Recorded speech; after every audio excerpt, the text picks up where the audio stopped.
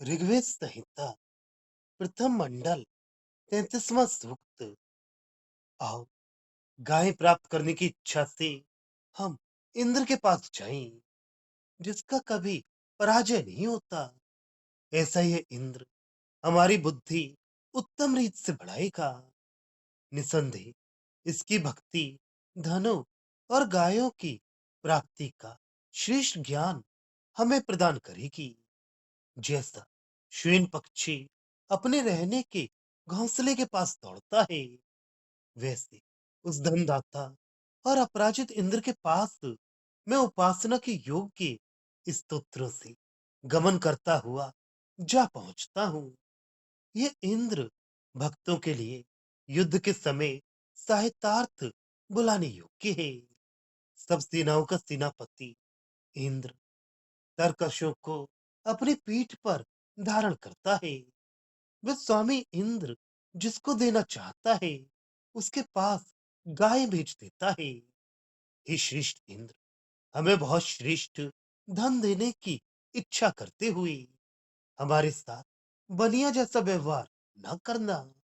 हे इंद्र, शक्तिशाली वीरों के साथ हमला करते हुए भी अंत में तुम अकेले नहीं चढ़ाई करके धनी दस्यु वृत्र का अपने प्रचंड वज्र से वध किया। तुम्हारी धनुष के ही ऊपर विशेष नाश होने के लिए ही मानो वे सब चढ़ाई करने लगे। अंत में वे यज्ञ न करने वाले दानव मृत्यु को ही प्राप्त हुए। हे इंद्र, स्वयं यज्ञ न करने वाले वे शत्रु याचकों के साथ स्पर्धा करने के कारण अपना सिर घुमाकर दूर भगाए गए। हे घोड़ों को जीतने वाले, युद्ध में स्थिर उग्रवीर इंद्र, तुमने द्युलोक, अंतरिक्ष और पृथ्वी से धर्मरतहीन दुष्टों को भगा दिया है।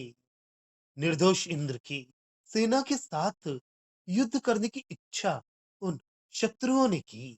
नवीन गत से मानवों ने, उन सैनिकों ने उस पर शत्रु पर चढ़ाई की।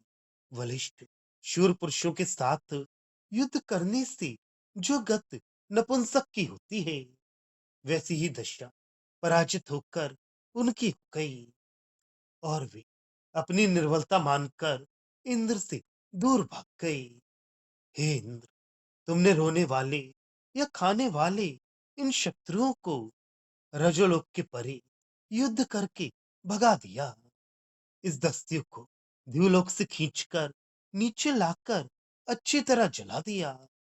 सोमयाजकों तथा स्तुताओं की स्तुतियों की उत्तम रक्षा की। स्वर्ण और रत्नों से अपने आप को शोभायमान करके पृथ्वी के ऊपर अपना प्रभाव शत्रुओं ने जमाया था। वे बढ़ते ही जाते थे, पर वे इंद्र के साथ युद्ध में ठहर ना सके। सूर्य के द्वारा अंत में शत्रु के अनुचरों को पराभूत होना पड़ा। हे इंद्र, जब दोनों द्यो और भूलोकों का अपनी महिमा से चारों ओर से सब प्रकार तुमने उपभोग किया, तब हे इंद्र, न मानने वालों को अर्थात नास्तिकों को भी मानने वालों के आस्तिकों के द्वारा ज्ञान पूर्वक की गई अनेक योजनाओं से शत्रु को परास्त किया। जो द्युलोक से पृथ्वी तक के अवकाश का अंतिम परमाणु ना जान सके, जो धनदाता इंद्र का कपट युक्तियों से भी पराभव ना कर सके, बलवान इंद्र ने वज्र ठीक तरह पकड़ लिया और प्रकाश द्वारा अंधकार में से गवों को निकालकर प्राप्त करके उसने उनका दोहन किया। जल प्रवाह इसके अन्न के अनुसार खेतों में से चलने लगी, परंतु वृत्र नौकाओं द्वारा प्रवेश करने योग्य नदियों के बीच बढ़ रहा था। उस शत्रु को बलवान घातक वज्र से कुछ एक दिनों की अवधि में मार दिया। भूमि पर सोने वाले वृत्र के सुदृढ़ सैन्यों या किलों को इंद्र ने वेध दिया और सींग वाले शोषक वृत्र को छिन्न भिन्न किया। हे धनवान इंद्र, तुम्हारा जितना वेग और जितना बल था उतने से तुमने सेना को साथ रखकर लड़ने वाले शत्रु का वज्र से वध किया। इस इंद्र का वज्र शत्रुओं के ऊपर आक्रमण करने लगा।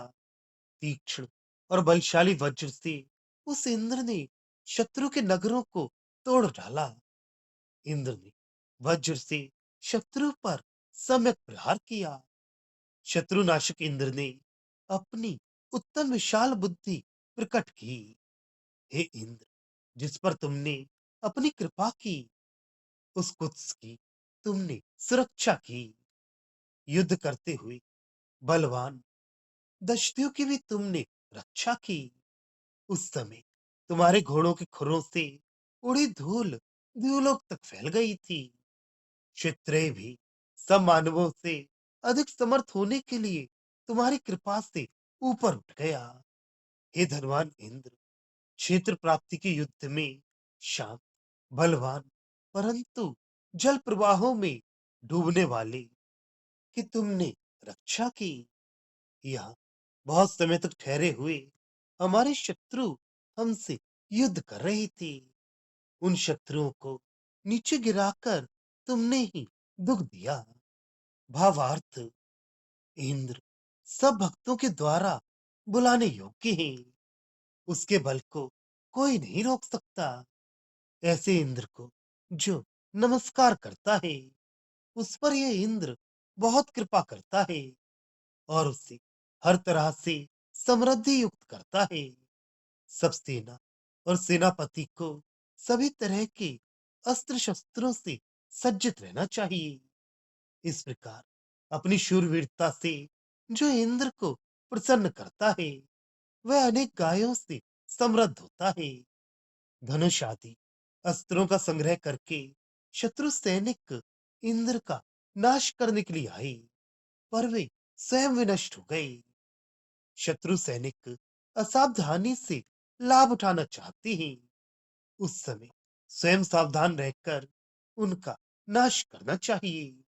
शत्रु के साथ युद्ध करने की ऐसी तैयारी होनी चाहिए कि हमला होने पर सब शत्रु सिर नीचा करके भाग जाएं। युद्ध में स्थिर रहने वाला उग्र वीर ही अनियम से चलने वाले दुष्ट शत्रुओं का विनाश कर सकता है। निर्दोष और बलवान वीर के साथ युद्ध करने वाले शत्रुओं पर युद्ध के नवीन साधनों से युक्त होकर ही हमला करना चाहिए। यह नवम्बा का अर्थ नवीन गत अर्थात युद्ध विद्या में चतुरता है। अपने सैनिक बड़े प्रखर हो और शत्रुओं के सैनिक उनके सामने शक्तिहीन नपुंसक के समान हो। ये इंद्र इतना वीर है कि ये लड़कर शत्रुओं को अंतरिक्ष के उस पार तक खदेड़ देता है, उनको जला देता है और इस प्रकार अपने भक्तों की रक्षा करता है। शत्रु के गुप्तचर बड़े खतरनाक होते हैं। वे सब गुप्त ज्ञान शत्रुओं को पहुंचाते रहते हैं। इसलिए इन्हें चारों ओर से घेर कर पकड़ना चाहिए। इसके साथ ही सैनिकों की शक्ति इतनी हो कि स्वर्ण और रत्नों के आभूषण धारण करते हुए अर्थात ऐश्वर्य संपन्न होते हुए तथा बड़े वेग से हमला करने पर भी हमारे वीरों को दबा ना सके। अपना कहना न मानकर शत्रुओं का कहना मानने वाले मित्रों से दूर ही रहना चाहिए।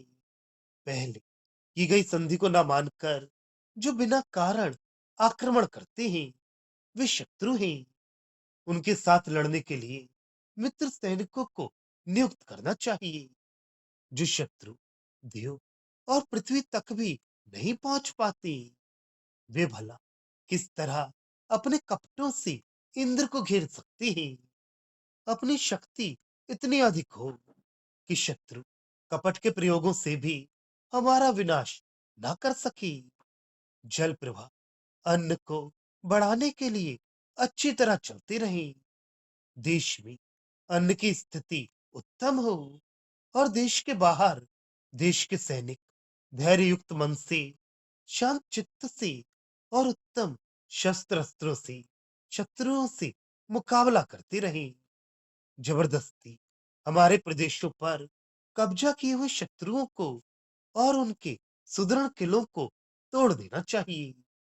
तीक्ष्ण शस्त्रों से शत्रु को छिन्न भिन्न करना चाहिए। जहां तक वेग हो और हमारी शक्ति काम कर सके, वहां तक शत्रुओं का सफाया कर देना चाहिए। शत्रुओं के नाश की इच्छा करने वाला वीर अपनी बुद्धि को शत्रु से अधिक उत्तम बनाए, ताकि शत्रु हमारी बुद्धि की था ना पा सके। और इस प्रकार उत्तम बुद्धि से शत्रुओं का नाश करना चाहिए। अपने देश में कुत्स अर्थात बुराइयों को नष्ट करने वालों और दशध्यु अर्थात दान देने वालों की रक्षा करनी चाहिए। और सेना तथा घोड़े इतने वेगवान हो कि उनके चलते समय उनके खुरों से उठाई गई धूल से सारी दिशाएं भर जाएं। शत्रु को नष्ट करने के लिए प्रथम उसके देश में अशिक्षा का प्रसार करना चाहिए और अपने राष्ट्र में शिक्षा का प्रसार करना चाहिए। इस प्रकार जब शत्रु राष्ट्र के निवासी अशिक्षित रहेंगे और अपने देशवासी शिक्षित होंगे, तो शत्रु अवश्य विनष्ट हो जाएगा।